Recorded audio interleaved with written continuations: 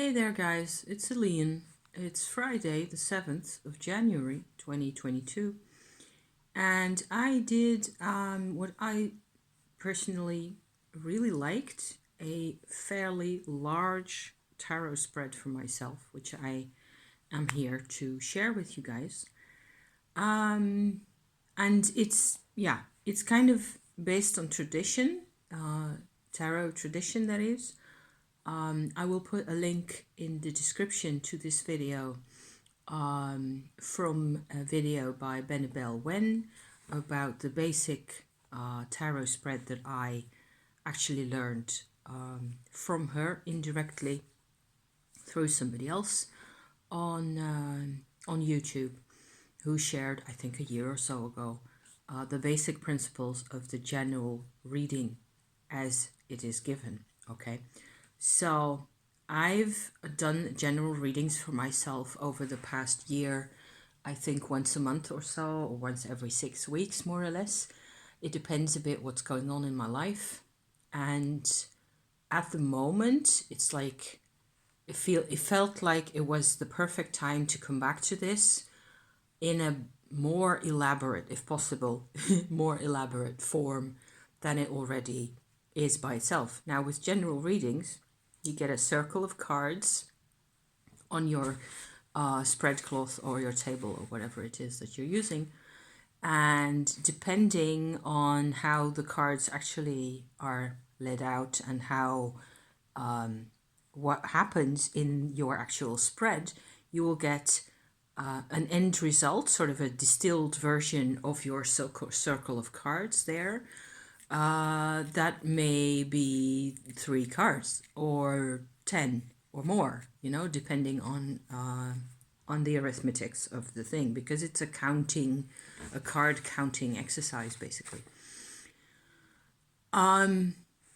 So far, I've had a few times where it was actually quite a number of cards. Often, I feel like my general readings tend to be 5 or 6 cards, and I felt like it isn't really, I don't know, it just didn't feel like I had enough perspective in there.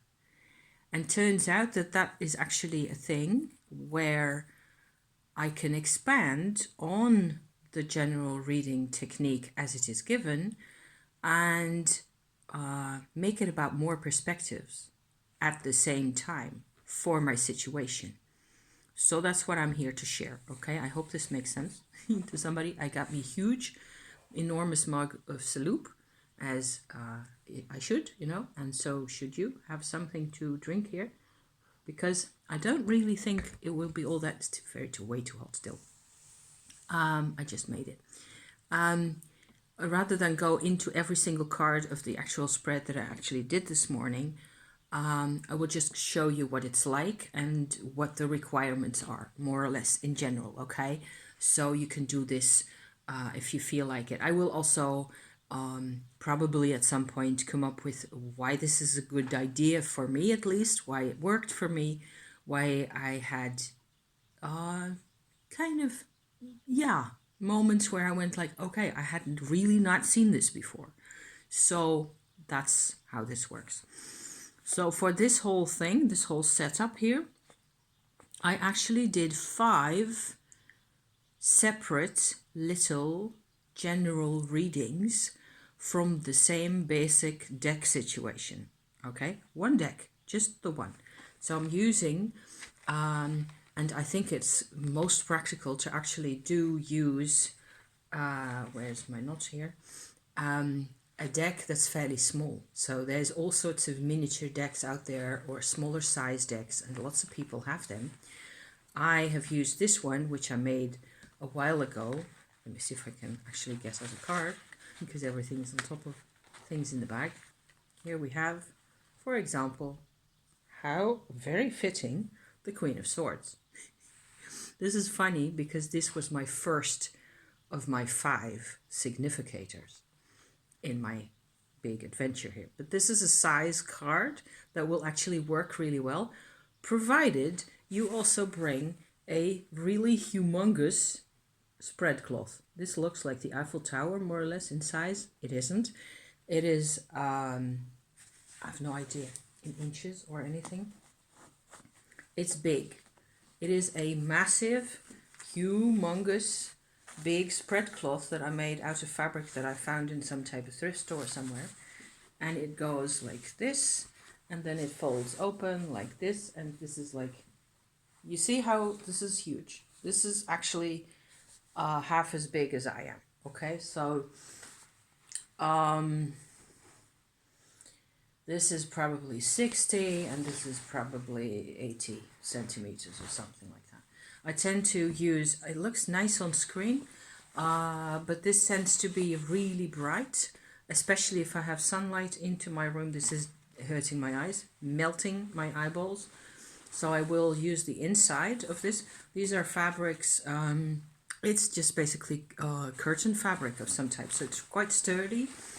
And they were samples of some sort, and I fell in love with this, with the huge idiotic crazy colors, and I just I need me a regular dose of bright, strong color in my life. That's one thing that I'm actually figuring out as I as I muddle through my days here, especially in the Netherlands with, as I'm not doing any spread right here in front of you, I'd rather just describe what I'm doing and show you some of the details of the things. I'm not going to put this on the table again, but this lives inside a bag like so, which is also not so huge, but it's made for it. So my deck, my set of cards here,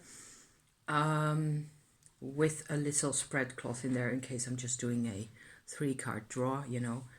This whole thing, including the big spread cloth, can all go in here. I can also put in here smaller notebooks that I have for jotting down basically meanings of cards or smaller spread results, even, you know, smaller draws and things like that. The smaller booklets that I have 2 of those, one of card meanings and one of actual spreads and spreads results, you know, like a little tarot journal for myself. Those can all go in here, and I can take this whole thing with me if I'm out of the house.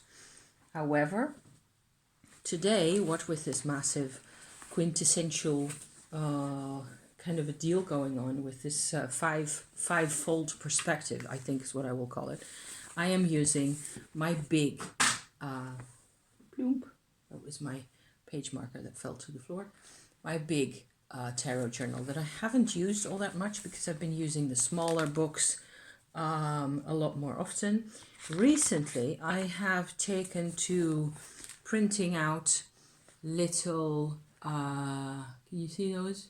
Those are pages or images that came from Pinterest or elsewhere from the internet with basic, often quite simple and very clever spread ideas, tarot spread ideas. So I thought that was just buckets of fun, real buckets, like a deck interview spread. There's a full moon spread here, moving forward, a 6-card deal.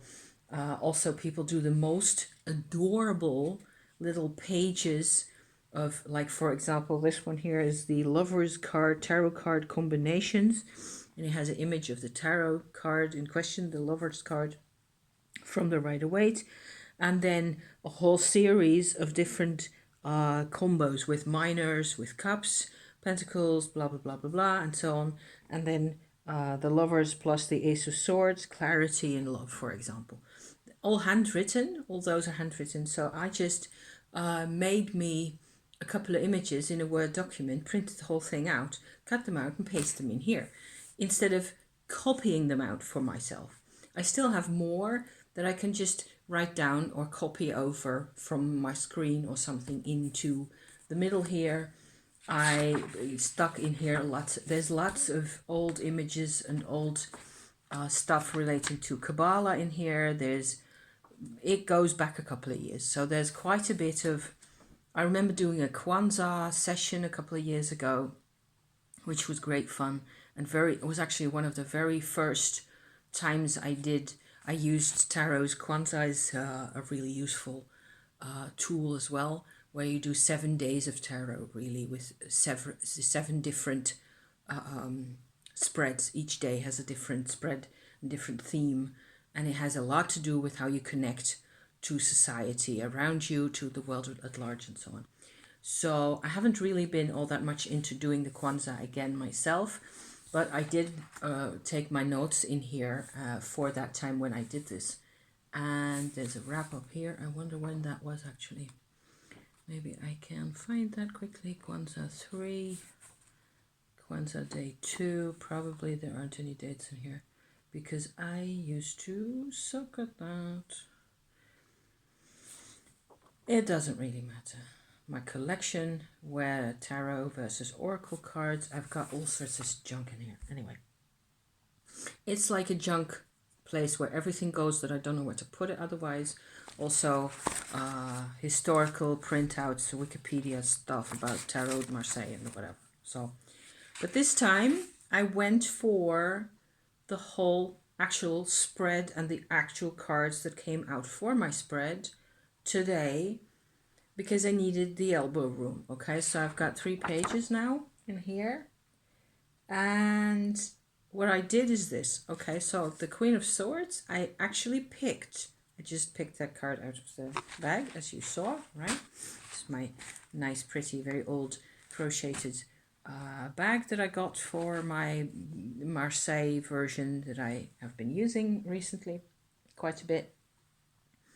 I wanted to do a general reading where the problem with this deck is that there's 78 cards as per the norm, but they are small and thick. So what you get is you get a whole lot of handfuls like so, okay? And this is maybe, I don't know, 20 or so or less cards, and they are, it's just like a huge jumble. And you can't really shuffle them properly. Like you can shuffle a pile like this. You can go like this. This is actually fairly workable. But it's not easy. And you certainly never will be able to shuffle the whole deck in one go as we're normally used to doing with, I don't know, a Mary L. Tarot or a Rider-Waite or something like that. So that's why I use this bag for these cards now. Because I can just, if I pull out the extra little spread cloth that I've got here and the other little extra bits and bobs that are here, so that I only have the cards in here, then I can just, go with my hands into the bag and just generally randomly mess around in there until I feel like, okay, so this is a group of cards I can actually use, and it works really, actually fairly well intuitively, by feel, by picking out the cards that feel right. That's what I've been doing so far with this whole kit here. This time I put my spread cloth out on my table, so you need a large spread cloth and also preferably fairly small size cards, because there's going to be a whole lot of cards in this whole spread idea that I'm trying to get to for you guys, okay?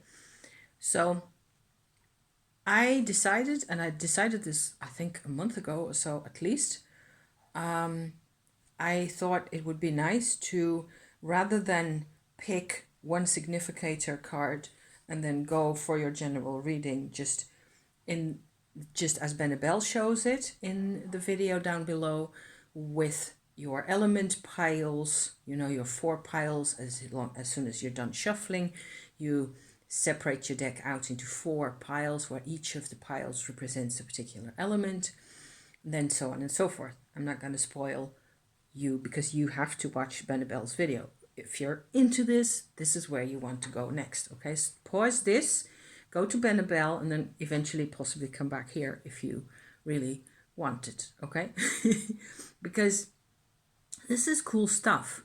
I have found this to be a really satisfying spread to use, because you get all sorts of you get all the different elements, you get majors and minors and chord cards and everything in a single spread, where nothing is really predetermined what it means. I think that's what I really like about the general reading, is that you can make up your story or your thread, your storyline, if you like, based on the cards that you finally have in your selection in front of you.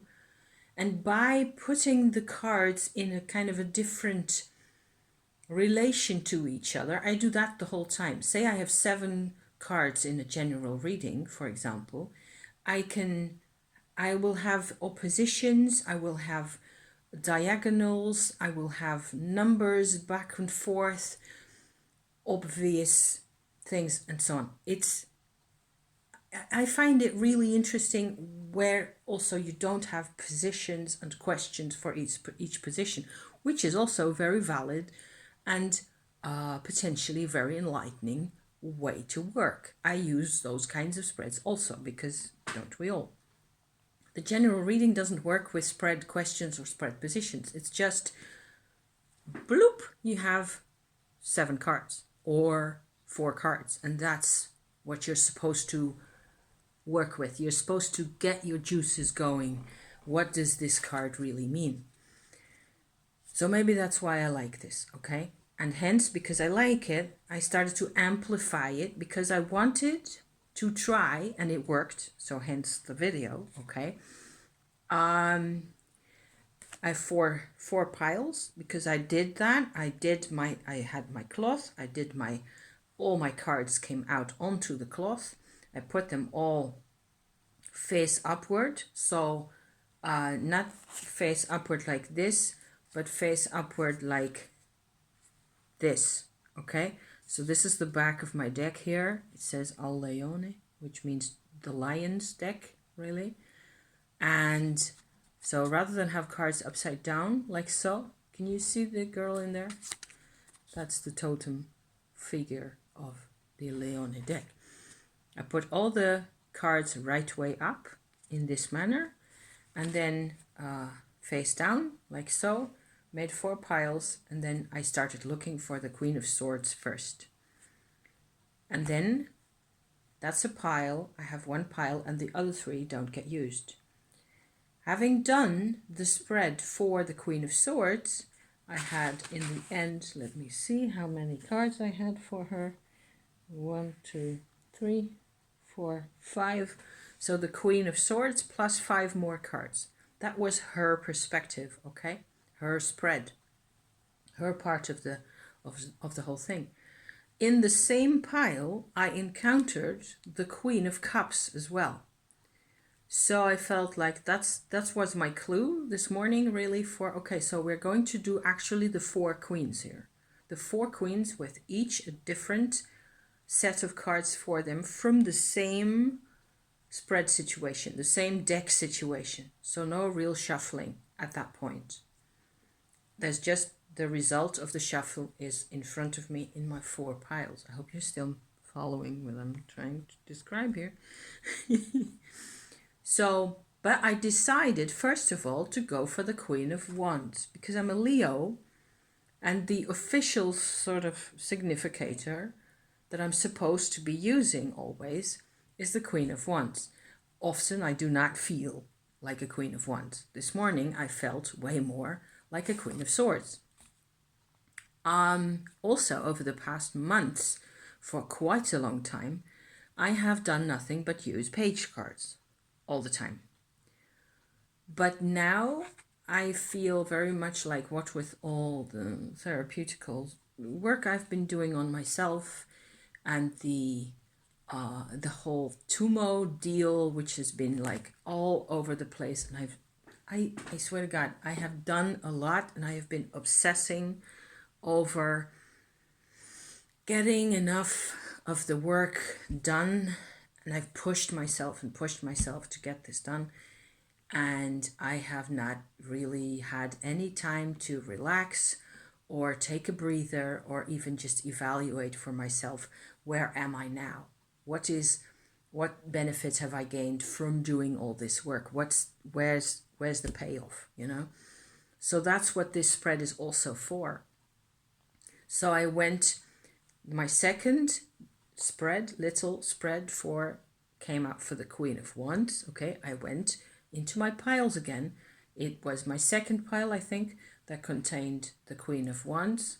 And I went regular general reading style around the pile, having a result of, how many cards was that? 1, 2, 3, 4, 5. Also 5, plus the Queen of Wands, so a 6 total, okay? I think this kind of makes sense. People who are into this kind of thing know what I'm talking about. People who are not into this thing are by now long gone, I hope. Okay? So yeah. So then I, of course, once I had figured that out, I had plenty of room on my huge spread cloth, like huge cloth, okay, to spread it all out, to have one spread in the one corner, another spread in the other corner. And then I went for the Queen of Cups, and the Queen of Pentacles was the biggest one in the end, with, let me see, where did I put her? Sometimes I started writing down notes first. The World card, the Five of Swords, and 6 for the Queen of Pentacles. And the Queen of Cups were fewer, I think. Anyway, more or less 5 to 6 cards for each out of these piles, okay?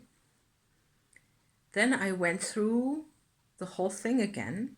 The leftover cards, that is, I had my little spread sitting next to me like so. I went through my whole deck again, and this time I looked for the Strength card. Because it is the Leo sign, I have used that as a significator as well. So there were 5 general readings came out of this same basic situation right there. And so in terms of what that does for me, I get 4 different points of view, 4 different human perspectives from the Queen situation, where the Queen of Swords is all about, I think, what I feel is objective. So there's a lot of, nuts and bolts to that, because what I feel doesn't mean it is objective, or that it's the same thing for another person or for somebody who is connected to me somehow. It really isn't like that. So I just get my version, okay? The Cups version had a lot of cards that I refer back to my mother somehow. Actually, both the Cups and the Pentacles. I learned today from doing this that I still have a whole lot of hidden, it makes perfect sense and it's completely normal, hallelujah, but I still have a whole lot of perspectives that I basically just inherited from my mom. And that makes perfect sense. It's what everybody, has their mom's mindset still in them. However, there are elements where this is not really such a great idea to have, because my mom was an invalid. My mom was a heavily traumatized person. Her philosophy and her ways of thinking and reacting to things in life were based for 99% on resistance, and resistance to pain, and resistance to resolution and things like that. Not because she didn't want to resolve things, but because she just wasn't in a position to do so. Whereas I, nowadays, am definitely in a position to resolve tons of things and to let go tons of things. But if I just continue on doing as my mom did, then I'm not going to let go of things, right? So this is one half, I think, of the actual lesson that I got from this today. And the 5th perspective of the Strength card had, actually, it was like a kind of a summary or a middle, a center center for the four queens that they sort of revolve around. And in that part of the spread, I actually got the Page of Pentacles, the Justice, the Wheel of Fortune, and the Judgment, and as well as the Five of Wands and the Six of Swords. That was it, really, for the Strength card. But especially the juxtaposition of the Wheel, the Justice, and the Judgment in there, I was like, oh God, you know, that's a whole lot of balancing, where it is, for me, really, it is not about the same things that it is for my mom, and or I just have to realize that these are things that matter to me. The Judgment card is my year card for 2022. So it was like, it was giving off little neon flares like in my hand like that. Watch me, I'm Judgment kind of a thing going on. And also I felt like it, in the end, it with the Six of Swords, it becomes more hopeful in a way. There's a definite possibility for me to broaden my mind, so to speak, and to, what with having mapped out my regular kinds of perspectives, where there's all this resistance going on still, there's all this, it's not like I'm constantly re-traumatizing myself, but that has been an issue where I simply didn't know any other way to be or to live other than being a victim, sitting in my little corner, trying to breathe and trying to, you know, keep it together, was my MO for the longest time. So this is it, I think, really. This is a, you know, it's also a handful of my conclusions that I came to. A lot of it has to do with becoming a bit more hopeful and allowing myself to let go of some of the control freakishness, and to allow myself to imagine expansion, you know, an expanded state for myself and for my life and the people in it. And so, because I need to, we're still in lockdown over here in the Netherlands, and it seems, it's so funny. It isn't funny in the funny sense, it is funny in the weird sense, where having a lockdown in your area, it seems to be like days take twice as long, and there are no distractions. I mean, I can watch TV, I can go on the computer, I can do all sorts of things, all sorts of useful things as well. But this is the actual third winter where there's a lockdown situation happening for us, and we're all going bonkers. So I'm picking up some signals that the coronavirus situation is actually sort of starting to slack off. Knock on wood, you know, knock on wood all over. In the sense that it isn't as extreme as it was before. It's okay, there's contagion, risks of contagion, but it's not the same as it was a year ago or 2 years ago. But it's the third winter where we have been mainly, some of us actually locked into the house. I am not. I can go out if I want to.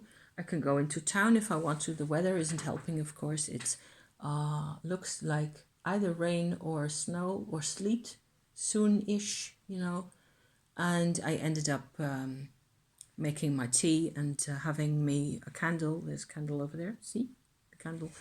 And doing my cards and my things. I've been to the shop, the supermarket, which is just around the corner, and I tend to just, you know, spend a bit more time because I like cooking. I love cooking and having nice meals with husband and stuff. You just have to value, that is one thing I certainly learned over the past couple of years, to value those moments and the meals and all that. and the cooking and the recipes and the spices and all that even more if possible. Yes, it was quite possible to put more value into those things in my life. So that's been a benefit. But it's high time we got spring and sunshine. I had an actual ray of sunshine in the house yesterday for about half an hour or so. I had my sliding door completely open and I sat in the sun with my whatever it was I was doing. Oh yes, I was sewing. I made a dress.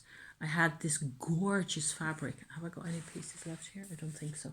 It was I've got it's two types of fabric and they're both knitwear really. I just bought them in different places. So like knitwear like this, but factory made knitwear, not hand knitted. One of them has a print of like a marbly kind of a texture on it in oranges and pinks and browns. And the other one is basically just stripes in orange and pink and brown. And they go together really well, even though there's a difference in thickness. They're kind of woolly plus acrylic a bit, you know. So I finally decided to make me a handmade, hand-sewn hippie dress, like a complete square of a thing with seams in the over the shoulder like so, and at the sides, and then just you know, how do you call that? At the edges, just seamed the edges tight together like that. So it was really easy to do, and I am absolutely unprofessional in the making of clothes. That's something I don't do normally, unless I have a really gorgeous fabric or an idea that's really simple. But I can't work to a pattern to save my life, I swear. So, oh yes, Clipper, 2 bags actually. This is the ginger turmeric version, and there was an orange turmeric in here for a little bit. I like to have some of the orange flavor, but not so much. And the ginger turmeric, it turns out, is really my friend in these times. And some honey and a slice of lemon. Life-saving. So I was doing that. I finished my dress. I will eventually wear it on screen, and I can go like, see, this is my dress. I will go like that at some point. It's upstairs, so never mind. But that was fun to do because I did it by hand, and I used my own hand spun yarn to sew all the stitches and that kind of thing. So that's the kind of comfortable vibe that I'm looking for at the moment. A part of me just wants to get the hell out of the house, take an airplane off to Cyprus is what I was telling my husband about, you know. But that's just, yeah, that's entitled Western white life for you whenever things are, you know, less than perfectly pleasant in this kind of a country. We think of booking holidays to places, and my mom, you know, bless her memory, certainly used to do that. She took me to Cyprus, the island off the coast of Turkey. And we spent, I don't know, 2 weeks there, I think, when I was 17 or so. It was amazing. And straight from this kind of a context, you went to having, you know, breakfast outside on the terrace with a view of the Mediterranean in front of your nose, sparkling in the sun. Oh, it was glorious. My husband's never been to Cyprus, so there. So maybe there's still something to do there. Not quite yet, because the signals from, you know, the whole pandemic situation have to be, I personally cannot go, this is my pen that I used to write with, I cannot go on holiday comfortably if people aren't in an expansive state of mind. I don't know how other people do it. It's not enough to just hang around somewhere nice if nobody else is enjoying themselves. That's the bottom line, I think, for myself. So a bit of an update, witchy check-in kind of a deal here. I hope you can, you know, you find my spread idea interesting, I ended up having this whole huge tablecloth of a spread cloth full of cards, and it's still tied together really well. Whereas if I just lined the cards up like that, I don't have a framework. So instead of having spread questions, you actually do have a framework that you work around somehow. So I felt this to be quite helpful and supportive, and I still have to do some convincing, inside myself that I can let go of some of the strain, and I can let go of some of the pushiness inside always, I'm doing it. We'll get there, it took me 55 years to get this intense about things. So, a step in the right direction. Thank you for watching. I think I'll go internet some more on the computer upstairs.